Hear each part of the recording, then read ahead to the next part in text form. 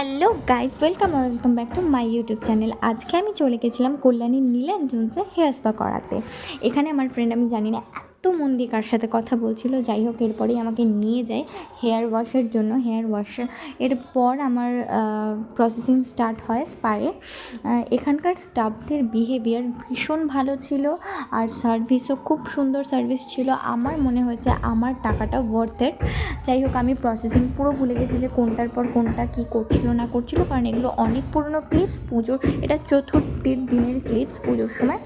হ্যাঁ, পুজোর সময়, কারণ আমি চতুর্থীর দিনে করিয়েছিলাম আমার স্পা, তো এটা তখনকার ক্লিপস, আর আমি এখনও পোস্ট করতে পারিনি।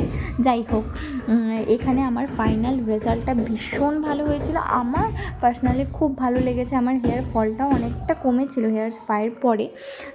তো এদের সেট করার পর হেয়ারের যে আমার যেই কন্ডিশনটা ছিল খুব ভালো ছিল। তো তোমরা গেলে আমাকে কমেন্টে জানিও। আজকের জন্য এইটুকুই, টাটা।